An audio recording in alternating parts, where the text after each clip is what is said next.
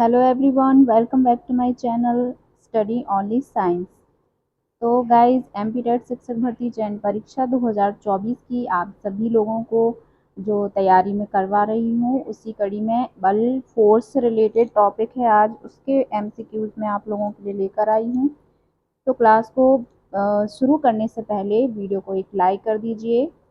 शुरू करते हैं आज का हमारा पहला क्वेश्चन, और ये क्लास 32 नंबर की है। बाकी की क्लासेस नहीं देखी हैं तो लिंक वीडियो के डिस्क्रिप्शन में आपको मिल जाएगा, वहां जाकर आप सारी क्लासेस देख सकते हैं। आज का हमारा पहला क्वेश्चन है,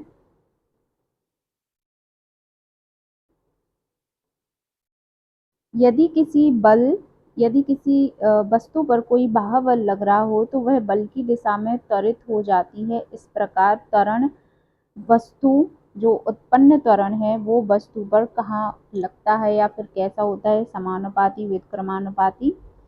तो इसके ऑप्शन देख लीजिए। पर लगे बल के समानुपाती होता है, कि वेग के समानुपाती होता है, कि द्रव्यमान के समानुपाती होता है, या फिर उत्पन्न त्वरण वस्तु के जड़त्व के समानुपाती होता है। तो इस प्रश्न का राइट आंसर क्या हो जाएगा कि उस वस्तु पर लगे उत्पन्न त्वरण के बल के समानुपाती होता है। ठीक है, त्वरण बल के समानुपाती होता है। अगला प्रश्न है, वह नियम जो बल को परिभाषित करता है न्यूटन का गति का तीसरा नियम है, या फिर न्यूटन का गति का पहला नियम है, या न्यूटन की गति का दूसरा नियम है, या न्यूटन का गुरुत्वाकर्षण नियम है। तो आप लोगों ने न्यूटन की गति के नियम तो अवश्य ही पढ़े होंगे। तो इस प्रश्न का जो राइट आंसर क्या हो जाएगा, जो बल को परिभाषित करता है वो न्यूटन की गति का पहला नियम है। ठीक है, कौन सा पहला नियम है। अगला प्रश्न है, बल का मात्रात्मक मान किस नियम द्वारा किया जाता है। किस नियम के द्वारा किया जाता है मात्रात्मक मान। तो न्यूटन का गति का तीसरा नियम, या पहला नियम, या दूसरा नियम, या फिर न्यूटन का गुरुत्वाकर्षण नियम। तो ऑप्शन वही है, पर ये प्रश्न दूसरा है और इसका आंसर भी अलग होगा। तो वो गति का, न्यूटन की गति का दूसरा नियम है। ठीक है, जो मात्रात्मक मान किस नियम के द्वारा किया जाता है बल का, तो वो न्यूटन की गति का दूसरा नियम के द्वारा किया जाता है। अगला प्रश्न है, आंतरिक बल सदैव संतुलित होते हैं, कभी भी संतुलित नहीं होते हैं, संतुलित होते हैं या नहीं होते हैं, और इनमें से कोई नहीं। तो जो आंतरिक बल होते हैं वो सदैव संतुलित होते हैं, ये इसका राइट आंसर हो जाएगा। अगला प्रश्न है, बाह्य बल जो है सदैव संतुलित होते हैं, कभी भी संतुलित नहीं होते हैं, संतुलित होते हैं या नहीं होते हैं, या इनमें से कोई नहीं। तो जो आंतरिक बल होते हैं वो सदैव संतुलित होते हैं, लेकिन जो बाह्य बल होते हैं वो संतुलित होते भी हैं और नहीं भी। ठीक है, ये इसका आंसर हो जाएगा। संतुलित हो भी सकते हैं और नहीं भी हो सकते हैं। ठीक है, अगला प्रश्न है, संवेग किसका माप है। भार का, द्रव्यमान का, गति की मात्रा, या वेग का। तो जो संवेग है वो किसका माप होता है, गति की मात्रा का। ठीक है, संवेग का किसका माप है, गति की मात्रा का। अगला प्रश्न है, द्रव्यमान और वेग के सम्मिलित प्रभाव वाली भौतिक राशि है। क्या है, बल आघूर्ण, संवेग, समय, या संवेग का आघूर्ण। तो इस प्रश्न का जो है द्रव्यमान और वेग के सम्मिलित प्रभाव वाली भौतिक राशि संवेग है। ठीक है, सम्मिलित प्रभाव वाली भौतिक राशि संवेग है।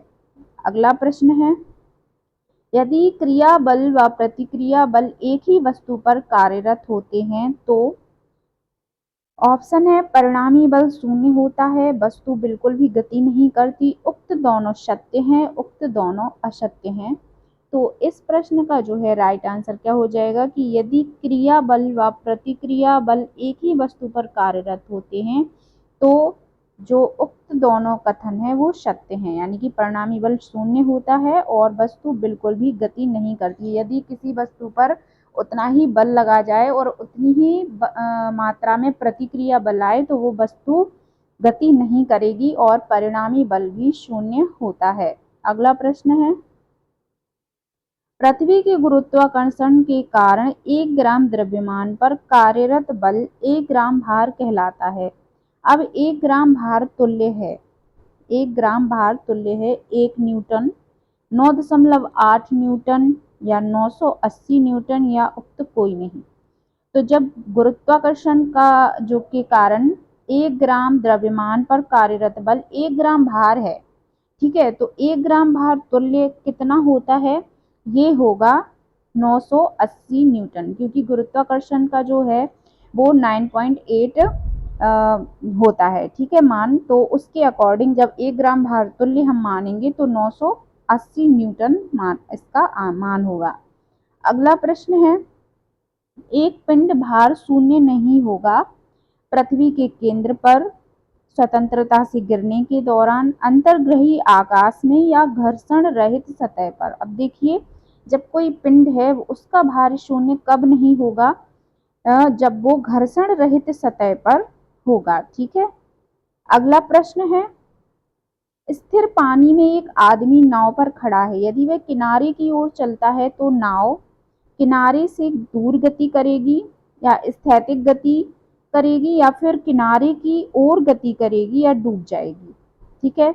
तो जब पानी स्थिर है और उस पे नाव में एक आदमी खड़ा है, यदि वह किनारे की ओर चलता है तो नाव क्या करेगी, ये हो जाएगी उसकी क्या हो जाएगी कि एक किनारों से दूर गति करेगी, किनारों से दूर गति करेगी, इसका राइट आंसर हो जाएगा। अगला प्रश्न है, निम्न में से कौन सा बल का एसआई मात्रक है, निम्न में से कौन सा बल का एसआई मात्रक है। ऑप्शन है हमारे डाइन, न्यूटन, ग्राम भार या किलोग्राम भार। तो बल का एसआई मात्रक जो है वो है न्यूटन, ठीक है, न्यूटन। अगला प्रश्न है, एक गति के लिए स्वतंत्र कण पर बल क्रियाशील है, यदि हमें बल का परिमाण व पिंड का द्रव्यमान ज्ञात हो तो न्यूटन की गति के दूसरे नियम से निम्न राशि का निर्धारण किया जा सकता है, किसके माध्यम से, भार, चाल, त्वरण या स्थिति। तो इस प्रश्न का जो है राइट आंसर क्या हो जाएगा, वो त्वरण की राशि का निर्धारण किया जा सकता है। त्वरण राशि का निर्धारण हम कर सकते हैं किसके द्वारा, न्यूटन की गति के दूसरे नियम से, ठीक है। अगला प्रश्न है, जड़त्व के गैलीलियो के नियम को गति का कौन सा नियम भी कहते हैं, जड़त्व के गैलीलियो के नियम को गति का कौन सा नियम कहते हैं, ये बताना है। प्रथम नियम, द्वितीय, तृतीय या उक्त कोई नहीं। तो ये कहलाता है प्रथम नियम, गति का कौन सा, प्रथम नियम, जड़त्व का नियम है। अगला प्रश्न है, गोली दागने के बाद बंदूक पीछे की ओर प्रतिक्षिप्त होती है, इसका कारण है ऊर्जा का संरक्षण, उत्पन्न गैसों का पीछे की ओर वेग, न्यूटन की गति का पहला नियम या न्यूटन की गति का तीसरा नियम। तो गाइज इसमें जो है न्यूटन की गति का तीसरा नियम कार्य करेगा कि हम बंदूक से जब गोली चलाते हैं तो बंदूक जो है वो पीछे की ओर प्रतिक्षिप्त होती है, यानी कि पीछे कंधे पर धक्का लगता है। तो ये न्यूटन की गति का तीसरा नियम है, क्रिया प्रतिक्रिया नियम, ठीक है। अगला प्रश्न है, उत्प्लावक बल निर्भर करता है, उत्प्लावक बल जो है वो निर्भर करता है द्रव की गहराई, द्रव के घनत्व पर, द्रव के रंग पर या उक्त कोई नहीं।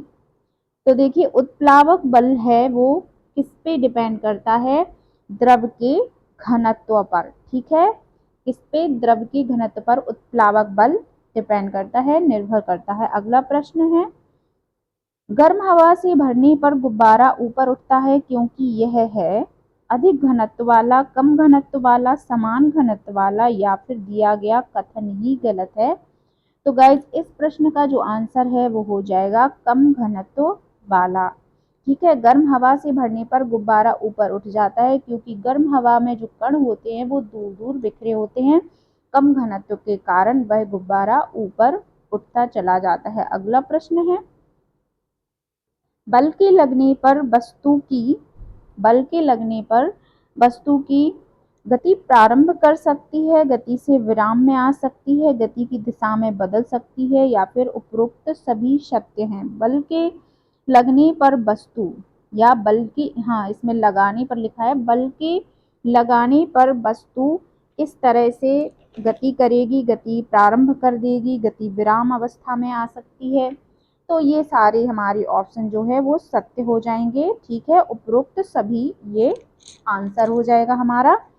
अगला प्रश्न है, घटिक घर्षण बल चरम घर्षण बल से बड़ा होता है, से छोटा होता है कि बराबर होता है, या फिर से कभी बड़ा तो कभी छोटा होता है। जो गतिक घर्षण बल है वो चरम बल से कैसा होता है, इसका हमें आंसर बताना है। तो ये है से छोटा होता है। गतिक घर्षण बल चरम घर्षण बल से छोटा होता है। अगला प्रश्न है, सर्पी घर्षण बल से लोटनी घर्षण बल बहुत कम होता है, बहुत बड़ा होता है, थोड़ा कम होता है, या थोड़ा बड़ा होता है। तो इसका हमारा जो है राइट आंसर क्या हो जाएगा कि सर्पी घर्षण बल से लोटनी घर्षण बल बहुत कम होता है। ठीक है, अगला जो प्रश्न है वो हो जाएगा हमारा, कौन सा किन्हीं दो पिंडों में घर्षण का कारण है। ऑप्शन है उनमें आकर्षण, उनमें प्रतिकर्षण, उनमें कुछ आसंजक बल, या फिर पृष्ठों पर अनियमितताएं। क्या हो जाएगा इसका आंसर, जब किन्हीं दो पिंडों में घर्षण होता है तो उनके पृष्ठों में अनियमितताएं होती है, यानी कि कोई खुरदरा होगा और कोई अजीब, मतलब उस वो भी खुरदरा हो सकता है, दोनों खुरदरे हो सकते हैं, या फिर एक चिकना और एक खुरदरा भी हो सकता है। तो ये हो जाएगी पृष्ठों पर अनियमितताएं। अगला प्रश्न है, जब एक साइकिल खुरदुरी सतह पर चलती है तो इसकी चाल बढ़ती है, घटती है, नियत बनी रहती है, उक्त कोई नहीं। अब देखिए, इसका जो है, एक साइकिल जब खुरदुरी सतह पर चलेगी तो उसकी चाल जो है वो घटती है। ठीक है, क्योंकि उस पे एक घर्षण बल भी कार्य करेगा। अगला प्रश्न है, किसी द्रव अथवा तरल पदार्थ में जब किसी वस्तु को पूर्णतया अथवा आंशिक रूप से डुबोते हैं तो वह ऊपर की दिशा में एक बल अनुभव करता है, यह बल कहलाता है। अब देखिए, ये हमारा जो प्रश्न है उसको समझने के प्रयास कीजिए। किसी द्रव अथवा तरल में जब कोई वस्तु हम पूर्णतः डुबाते हैं या आंशिक डुबाते हैं तो उसमें भी एक बल होता है। वो कौन सा बल होता है, प्लवन बल, उत्प्लावन बल, न्यूटन बल, या वायुमंडलीय बल। तो इस प्रश्न का जो है वो राइट आंसर क्या हो जाएगा, उत्प्लावन बल। इसका हमारा ऑप्शन सही क्या हो जाएगा, उत्प्लावन बल लगता है। अगला प्रश्न है, जब किसी वस्तु को पानी में डुबोते हैं तो उस पर लगने वाला उत्प्लावक बल बराबर होता है किसके, वस्तु के भार के, वस्तु के आयतन के, या वस्तु द्वारा हटाए गए द्रव के घनत्व के, या फिर 2 और 3 ऑप्शन के। ठीक है, तो दोनों और 2 और 3 जो कथन है उन दोनों के बराबर होता है, यानी कि वस्तु के आयतन के भी और वस्तु द्वारा हटाए गए द्रव के घनत्व के बराबर होता है क्या, उत्प्लावक बल। ठीक है, अगला प्रश्न है, कोई वस्तु द्रव में तब तक तैरती है जबकि तब तक तैरती है जब, ठीक है, जब ऑप्शन है वस्तु का चौथाई भाग द्रव के बाहर हो, वस्तु का आधा भाग द्रव के बाहर अंदर हो, या फिर वस्तु का आयतन हटाए गए द्रव के बराबर हो, या वस्तु का भार उत्प्लावन बल के बराबर हो। तो ये प्रश्न जो है वेरी वेरी इंपॉर्टेंट है, कई बार पूछा जा चुका है। वैसे तो सारे प्रश्न जो मैंने आपको कराए हैं वो सभी इम्पॉर्टेंट है एग्जाम्स की दृष्टि से, पर इस वाले पे आप वेरी इंपॉर्टेंट लगा सकते हैं। तो इस प्रश्न का जो है वो राइट आंसर क्या हो जाएगा कि जब वस्तु द्रव में तब तक तैरती है जब तक वस्तु का भार उत्प्लावन बल के बराबर हो। ठीक है, तो गाइज ये थी आज की क्लास। आई होप आप लोगों को ये प्रश्न समझ में आए होंगे और आपको पसंद आई हो क्लास, तो वीडियो को लाइक कर दीजिए और अपने साथी दोस्तों के साथ ज़रूर आप वीडियो को शेयर करिए, ताकि उन लोगों को भी अपने एग्ज़ाम्स की तैयारी करने के लिए थोड़ी सी हेल्प हो सके उनकी भी। चलिए मिलते हैं अगले टॉपिक के साथ अगली क्लास में, तब तक के लिए सभी को गुड नाइट, टेक केयर।